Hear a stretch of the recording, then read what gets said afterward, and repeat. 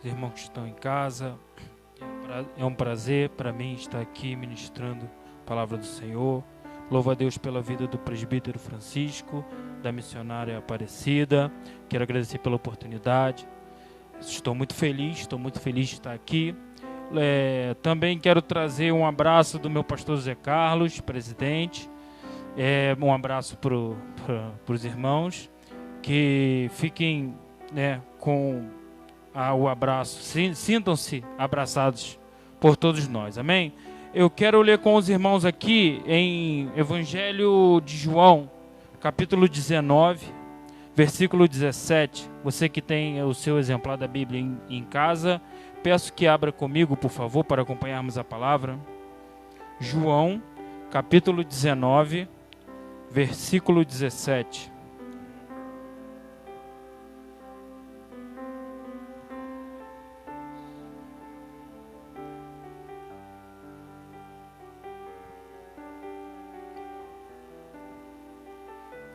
Diz assim a palavra do Senhor: E, levando ele às costas a sua cruz, saiu para o lugar chamado Calvário, que em hebraico se chama Gólgota, onde crucificaram, e com ele outros dois, um de cada lado, e Jesus no meio. E Pilatos escreveu também um título, e pô-lo em cima da cruz, e nele estava escrito: Jesus Nazareno, Rei dos Judeus. E muitos dos judeus leram esse título porque o lugar onde Jesus estava crucificado era próximo à cidade, e estava escrito em hebraico, grego e latim, e diziam, pois os principais dos sacerdotes dos judeus a Pilatos: não escreva Rei dos Judeus, mas que ele disse: sou Rei dos Judeus. E respondeu Pilatos: o que escrevi, escrevi. Tendo, pois, os soldados crucificado Jesus, tomaram suas vestes, fizeram 4 partes, para cada soldado uma parte, e também a túnica, porém, tecida toda de alto a baixo, não tinha costura, e disseram, pois, uns aos outros: não a rasguemos, mas lancemos sorte sobre ela, para ver com quem será. Isto foi para que se cumprisse a escritura que diz: dividiam entre si as minhas vestes, e sobre a minha túnica lançaram sorte. Os soldados, pois, fizeram essas coisas. Amém? Irmãos, essa passagem fala sobre a crucificação de Jesus. E Jesus, como diz a palavra, ele era totalmente Deus e totalmente homem. Ele veio para nos ensinar, ele veio para nos amar, ele veio para nos salvar. E a palavra diz aqui no versículo 17, diz: e levantando ele as costas à sua cruz. A palavra diz em Romanos 8:36, quem quiser vir após mim, negue-se a si mesmo, tome a sua cruz e siga. Não, perdão, em Romanos 8:36, vai dizer que por amor ao nome de Jesus, somos entregues à morte todo dia, né? E aí Jesus, ele vai e ele pega a cruz, ele toma a sua cruz e ele caminha à morte, caminha ao lugar chamado Gólgota, que significa também o Monte Caveira, né? Que ali seria o local onde ele se entregaria à morte. Jesus, por nós, ele se entregou. E ele, nesse momento, ele se levanta. Jesus não fica prostrado. Ele nos fala: pegue a sua cruz, em Mateus 23:12. Tome a sua cruz. Mas ele não é para pegar a cruz e ficar prostrado. Mas ele fala, levando ele a sua cruz. E ele se levanta. Ele caminha, né? Jesus, ele não se fica prostrado. A palavra de Deus diz que o mesmo Deus que faz a promessa é o Deus que acompanha. Para Moisés, ele disse: vai que certamente serei contigo. Para Josué, ele disse: aonde fores e colocares a planta dos seus pés, estarei contigo. Em Jeremias, ele fala: pelejarão contra ti, mas não prevalecerão, porque eu te livro. Então o mesmo Deus que manda tomar a cruz é o mesmo Deus que acompanha, é o mesmo Deus que está conosco nos momentos de sacrifício. E aí o que acontece? Jesus, ele toma a cruz e vai em direção à morte. E como eu disse aqui, por amor, né? Ele se entrega à morte por amor. E a palavra diz aqui que onde o crucificaram com ele tinham dois, né? O Evangelho de Lucas, capítulo 23, vai falar que vai falar sobre essa mesma passagem da cruz, da crucificação.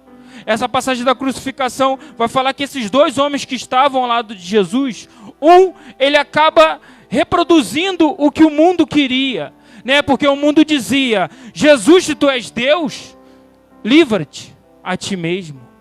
E aí esse homem vai e fala: Jesus, se tu és Deus, livra-te a ti mesmo e livre a nós também, estamos aqui. Ele acaba se esquecendo do motivo pelo qual foi crucificado. Mas o outro não, o outro se prostra. O outro ele acaba se humilhando e ele fala: esse homem é justo, esse homem ele não merecia estar aqui, né? E para esse a salvação chega. Uns se esquecem que, né, já estão perto de Jesus, estão crucificados, e eles esquecem o motivo por estarem ali. Jesus, o outro não, o outro logo ele assume e fala: não, eu estou errado. Jesus, tem misericórdia de mim, né? Lembra de mim. E aí Jesus, para esse chega a salvação, pela misericórdia. A palavra vai dizer aqui, no versículo 19, que Pilatos escreveu acima da cabeça de Jesus: Rei dos Judeus. O que é engraçado é que os próprios homens, eles falam assim: não escreve isso não escreve que ele é nosso rei não, né? A religiosidade não deixa isso acontecer. E eles falam assim: escreve que ele disse: sou o rei dos judeus. O que ele queria fazer?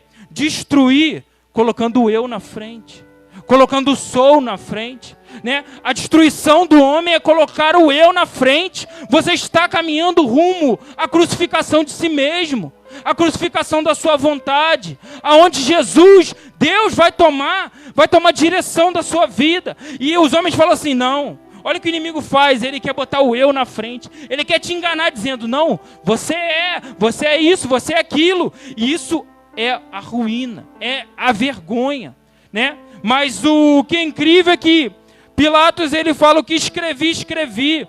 Engraçado é que o inimigo, até com má intenção, ele é servo do Senhor. Ele só faz o que Deus permite. Ele só faz o que Deus, né? Até onde Deus deixa. Então, o que Pilatos vai fazer? Ele vai deixar desse jeito. Porque o que acontece? Os homens, quando eles querem se exaltar perante os homens, eles acabam sendo humilhados. Como diz a palavra em em Mateus 23, 12, vai dizer que aqueles que a si mesmo se humilhar, esse será exaltado, mas aquele que se exaltar será humilhado. Então, Jesus, ele é exaltado pelo Pai. Ele não tinha por que provar nada. O ministério dele já tinha provado tudo, né? O seu poder, o seu amor, a sua missão. Jesus não tinha o porquê. Ele foi honrando o Pai até o fim, né? Em Apocalipse 2:10 vai dizer: ser fiel até a morte e dar-te-ei a coroa da vida. Jesus sabia isso, né? Então, o que acontece? Os homens vão e tentam fazer essa vergonha e botar que é colocar o eu na frente, para que Jesus ele tomasse ali para que fosse ali uma vergonha, mas eles não conseguem destruir o plano de Deus. A palavra vai dizer também que eles tiram as vestes de Jesus, né? Eles tiram as vestes de Jesus. Eles não estavam, não era suficiente para eles o plano da morte. Não era suficiente para eles acabar. O inimigo, ele faz isso com você, comigo, com você. Ele tenta nos matar. Mas para eles não é o suficiente apenas a morte. Eles querem nos expor também. O inimigo, ele também quer nos expor. E vai dizer que eles pegam as vestes de Jesus. No capítulo de número 23, no versículo de número 23, vai dizer que eles pegam as vestes de Jesus e a rasgam, né? O que acontece? Existe duas vestes. Existe a túnica e as vestes elas têm costura, e o inimigo, pela costura, pelos pequenos furos que tem na roupa, o inimigo ele consegue rasgar as vestes, né? Pelas pequenas brechas que nós damos, o inimigo ele consegue destruir aquilo que nos cobre, aquilo que nos dá proteção, né? Ele quer nos expor através das pequenas brechas, né? E engraçado é que o que acontece? A túnica eles não conseguem destruir, eles não conseguem rasgar. A túnica não tinha brecha, mas o que é engraçado é que até o que não tem brecha, o inimigo quer roubar. Até o que não tem brecha, o inimigo ele disputa entre si para ver com quem vai ficar. Acontece muito isso, né? Às vezes o plano de Deus, ele é para alguém, mas existe uma disputa entre com quem vai ficar, quem é o melhor cantor, quem é o melhor pregador, quem vai ser isso, quem vai apresentar aquilo, quem vai dirigir isso. Existe uma disputa. Só que o que acontece é que a palavra diz que Jesus já não estava mais com a túnica. Isso desperta, né, no meu coração a dizer que às vezes disputamos coisa e no meio da disputa, Jesus já não está mais no meio. Jesus já não está mais entre aquilo. Nós disputamos, né? Essa contenda, ela acaba afastando o mestre, ela acaba tirando nossos olhos do mestre. E os homens disputam a túnica de Jesus. Dizem, isso é de Deus, eu quero isso. Mas eles só querem a túnica, eles não querem a cruz. Engraçado é que, enquanto eles estavam disputando a túnica, Jesus não estava mais nela, mas na crucificação, no versículo 18, Jesus estava no meio. Jesus está no meio quando você se apropria da tua cruz, que é o que ele diz, tome a sua cruz. Mas quando disputam entre si, para que ver quem vai levar o quê, Jesus já não está mais no meio. Existe muito isso acontece muito, né? Um evangelho de túnica, não um evangelho de cruz. O evangelho de cruz, ele praticamente está sendo abandonado. Ele foi suavizado, né? E aí a cruz ela é abandonada. Mas o que acontece aqui? No versículo de número 25, vai dizer que 3 Marias estavam perto da cruz. Elas estavam ali, né, em meio àqueles homens que não queriam, que odiavam a Cristo, que odiavam a Jesus, elas estavam ali. Talvez padecendo humilhações, talvez sofrendo reprimendas, mas elas estavam ali junto à cruz. E nós só ficamos junto à cruz? Ficamos junto à cruz quando sofremos, quando estamos em meio ao mundo, nós levantamos a cruz e dizemos, não, sou de Cristo. Nós representamos, nós estamos perto da cruz, ou estamos com a túnica e longe de Jesus, sem Jesus estar no meio.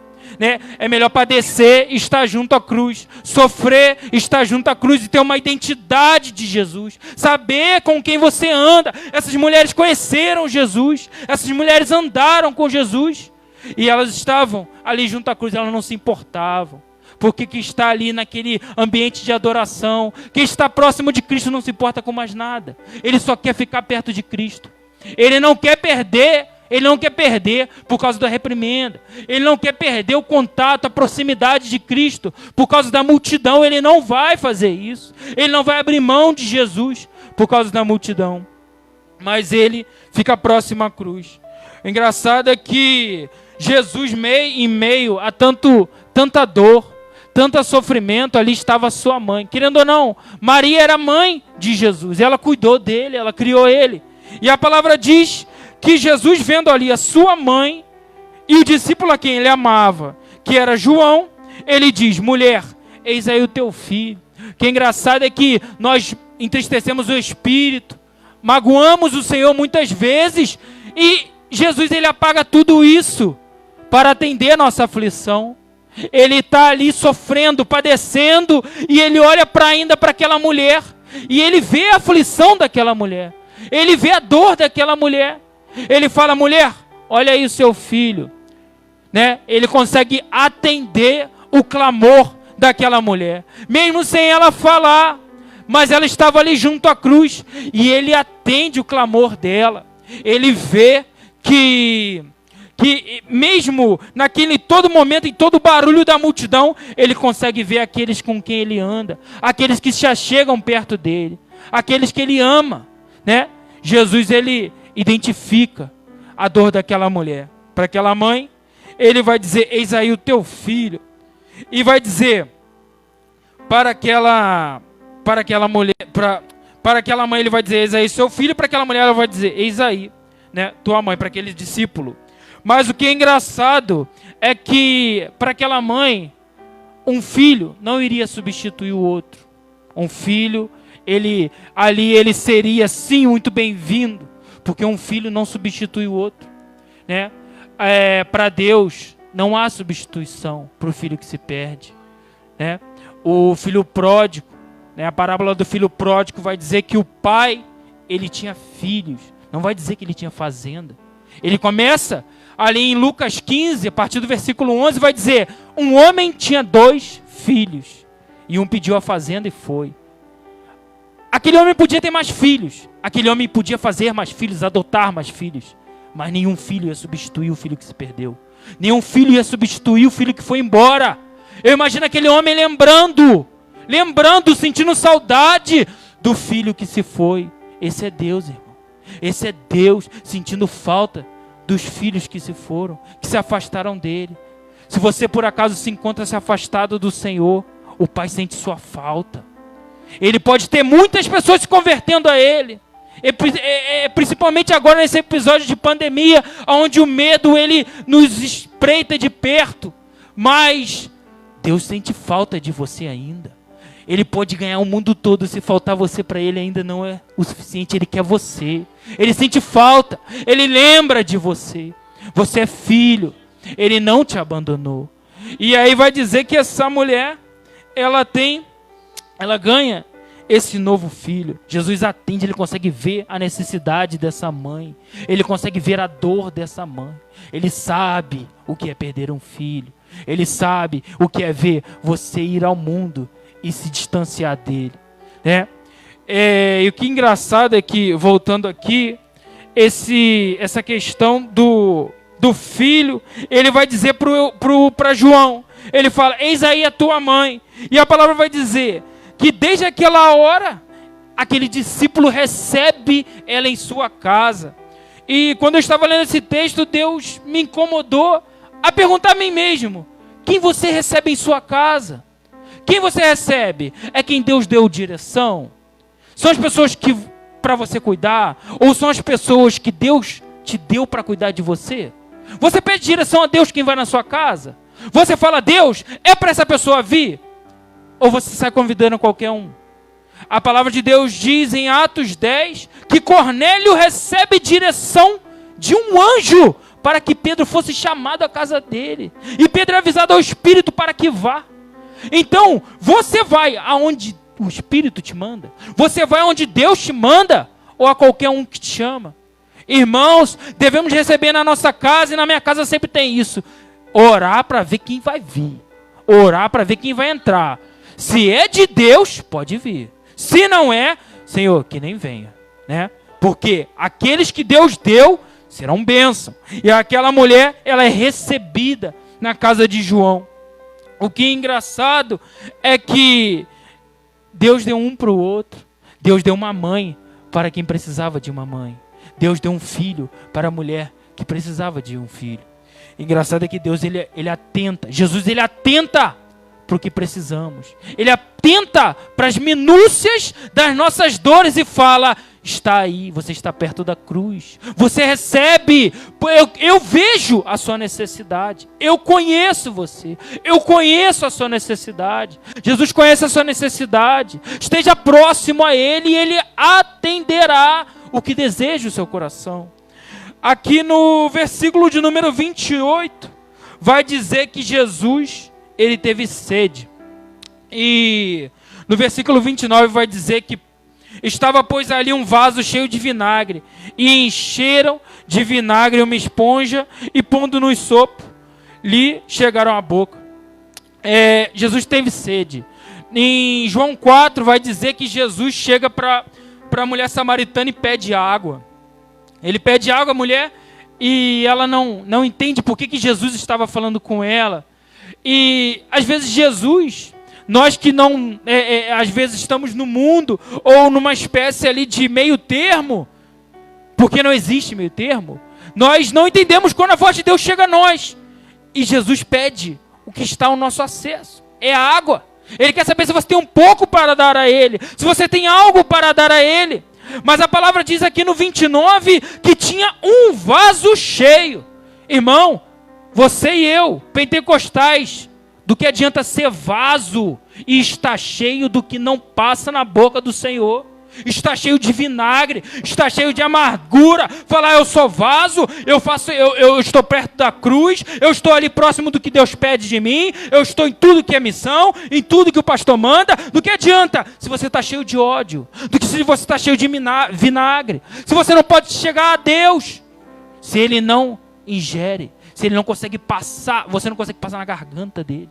Sabe por quê? O vinagre é amargo, ele não serve para saciar a sede de Jesus. Jesus tem sede, é de quebrantamento. Em Salmos 51 vai dizer que um coração contrito e quebrantado o Senhor não rejeita. Ele tem sede de quebrantamento. Ele não quer saber se você é vaso, se você está cheio de ódio, cheio de amargura, fazendo as coisas por obrigação. A água desse mundo é amargura, irmãos. Não vamos nos encher do vinagre desse mundo. Não vamos nos encher das coisas horrendas desse mundo.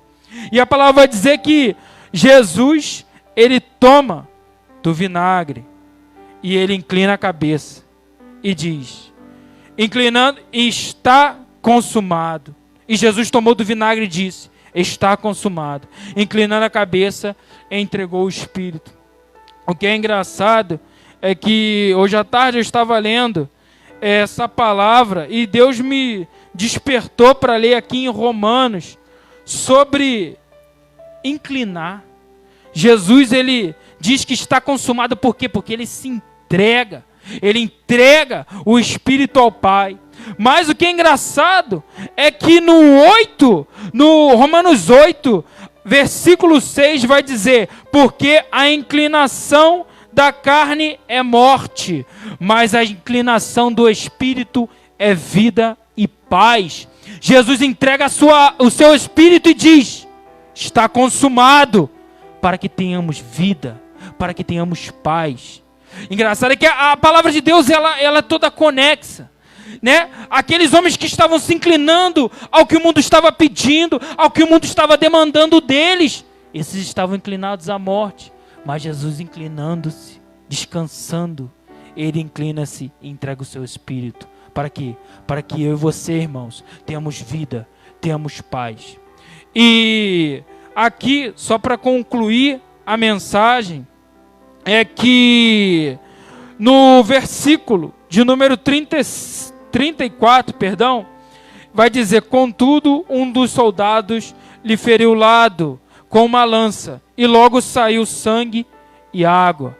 Irmãos, Jesus já tinha entregue o seu Espírito, mas Ele deixou algo para mim, Ele deixou algo para você. Sabe o que Ele deixa para você? O seu sangue. Ele deixa para você água, a mesma água que Ele falou para a mulher samaritana, a mesma água que Ele falou assim, aquele que beber da água que eu der, esse jorrará rios de água para a vida eterna. Ele deixa o sangue para a purificação dos pecados, para o perdão, e esse que toma do seu sangue, ele sim tomará também da sua água, a água para a vida eterna, a água que Ele deixou para que não tenhamos sede do que é do mundo, para que não sejamos obrigados a tomar do vinagre do mundo, para que não sejamos obrigados a nos encher da porcaria do mundo. Irmãos, temos água e sangue do Senhor para nossas vidas, para saciar o que precisamos do Senhor. Jesus deixou, Ele morreu, Ele entregou o seu Espírito, nos dando vida, nos dando paz, nos dando eternidade, nos dando perdão. Esse é o Jesus, irmão, que te ama. Esse é o Jesus que se entregou por mim e por você, irmão. Esse é o Jesus que verdadeiramente te ama. Peço que os irmãos guardem essa mensagem, que nós não sejamos repetidores do que o mundo nos proporciona. Nós não venhamos nos encher daquilo que o mundo nos oferece para apresentar a Deus. Porque o que Deus quer é coração quebrantado. O que Deus quer é que você se ajoelhe, chegue a Ele, né, com autoridade. Chegar, Pai, eu sou teu filho, estou aqui, eu necessito. Entrega a sua petição ao Senhor. Entrega o desejo do seu coração ao Senhor. Ele te conhece. Ele sabe o melhor para dar a você. O melhor você já recebeu, meu irmão. O melhor eu e você já recebemos. Que é a salvação, que é a água da vida eterna, que é paz, que é vida. Segure na mão do Senhor. Ele sim conhece você, Ele te ama. Amém, irmãos? Aqui eu agradeço a minha oportunidade em nome de Jesus.